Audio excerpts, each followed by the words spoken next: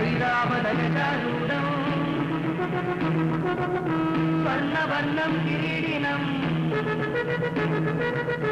சஹஸ்ரநயனம் சக்கரம் வஜ்ரபாணிம் விபாவயே.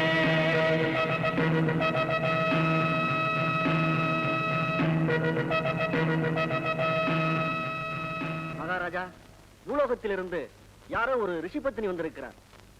முனிவரின் பத்திரியை அழைத்து வாருங்கள். சுவாமி, இது என்ன அதிசயம்? தவசக்தி படைத்தவர்களால் மட்டுமே வர முடிந்த இந்த அமர லோகத்திற்கு ஒரு மானிட பெண்மணியால் எப்படி வர முடிந்தது? தேவேந்திரா, வந்திருப்பவர் சாதாரண பெண்மணி அல்ல. மனம், வாக்கு, காயங்களால் கணபதியை பூஜிக்கும் கௌண்டில்ய முனிவரின் பத்தினி ஆசிரியை. அப்படியா?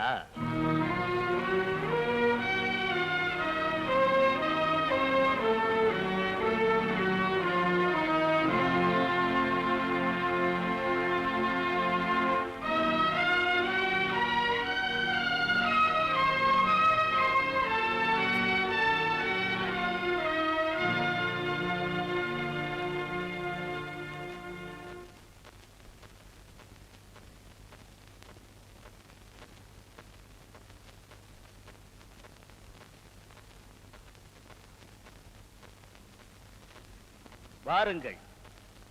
எவருமே வர முடியாத இந்திரலோகத்திற்கு தாங்கள் வந்திருப்பது எனக்கு வியப்பாக இருக்கிறது.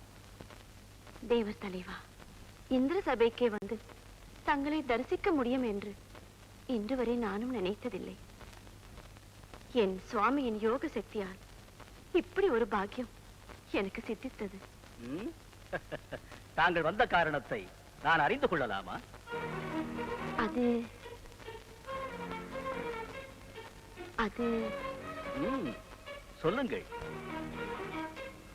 தயக்கமாக இருக்கிறது. ஆசிரியை, கௌண்டல்ய முனிவர் எதற்கு இங்கு அனுப்பினாரோ அதை சொல்லிவிடேன். நிறைந்த பொருளை பெற வேண்டும் என்றுதான் வந்தேன். ஆனால் என்ன? ஒரு நிபந்தனை. நிபந்தனையா? இந்த இந்திரனுக்கா? தங்களுக்கல்ல, எனக்கு. ஓ, எதுவாயினும் கேளுங்கள். இதோ இந்த அருகம்புல்லின் எடைக்கு என்ன கிடைக்குமோ அதை மட்டும் பெற்றுக்கொண்டு வர வேண்டும் என்று என் சுவாமி கூறியிருக்கிறார். அருகம்புல்லின் எடைக்கு பொருளா?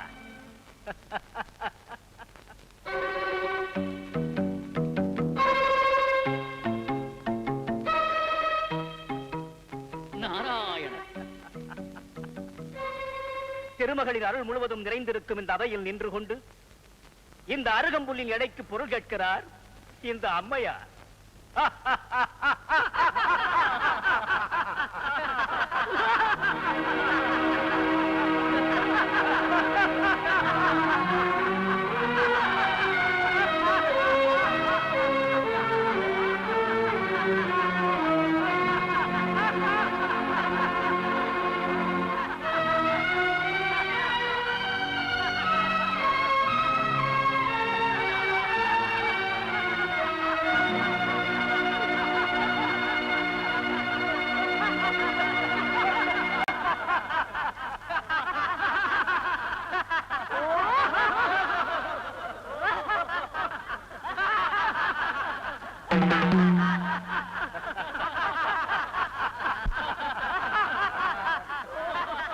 அற்புத சக்தி வாய்ந்த கற்பக விருட்சத்திற்கு அதிபதி நான்.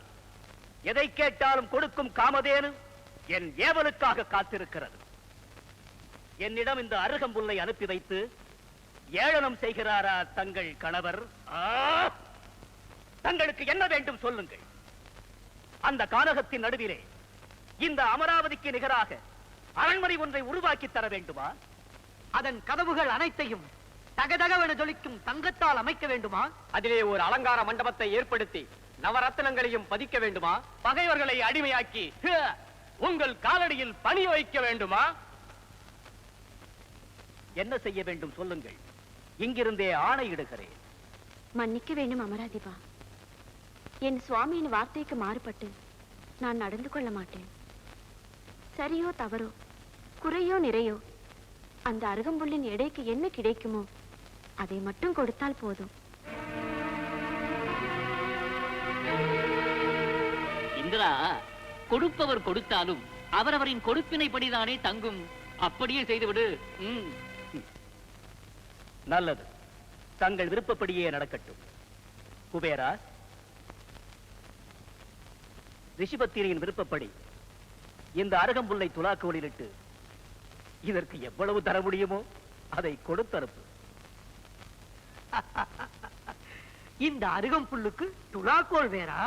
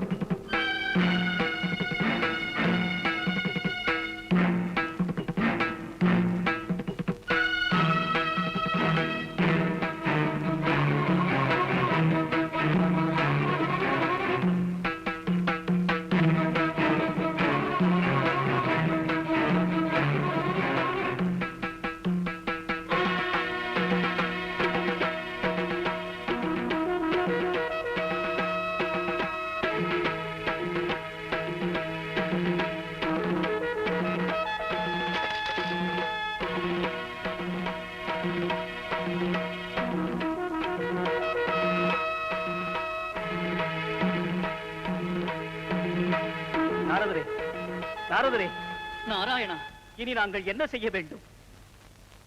அதுதான் எனக்கும் ஒன்றும் புரியவில்லை தேவேந்திரா.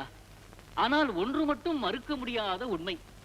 தேவலோகத்திற்கு அதிபதியான நீயே உன் கிரீடத்தை கழற்றி வைத்து விட்டதால் அஷ்டதிக்கு பாலகர்களும் இந்த அருகம்புல்லுக்கு அடிமையாகிவிட்டீர்கள். அதாவது இதை கொடுத்தனுப்பிய கௌண்டில்ய முனிவருக்கு நீங்கள் எல்லோரும் அடிமை. நாராயணா,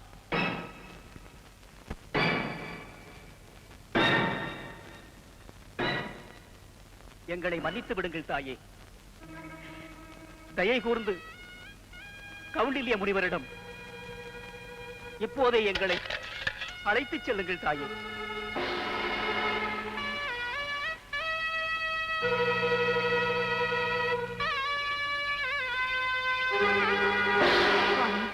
என்னை மன்னித்து விடுங்கள். ஆசிரியை, எழுந்திரு.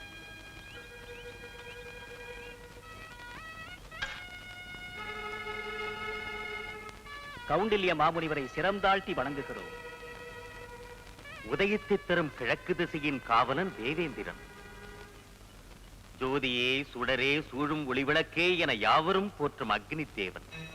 மழையென பொழிந்து மக்களை வாழ்விக்கும் வருண தேவன். உயிர் மூச்சுக்கு ஆதாரமாக விளங்கி உலவ வைக்கும் வாயு தேவன். நவநிதியங்களையும் அள்ளித்தரும் குபேரன்.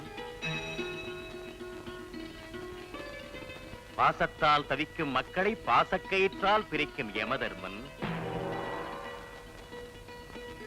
பெருமை மிகுந்த நிருதி ஈசனை போன்ற ஈசானன்.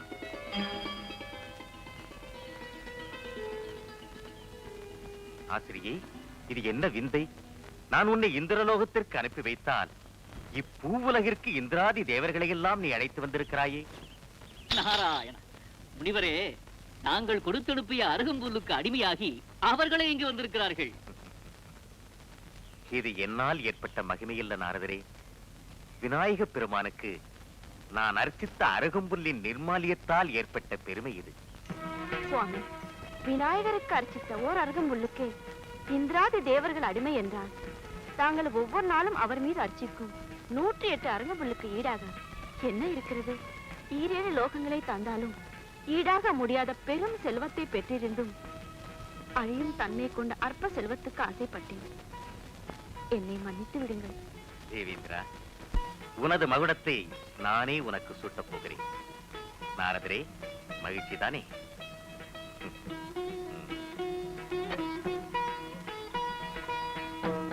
யாருக்கும் யாரும் அடிமை கிடையாது.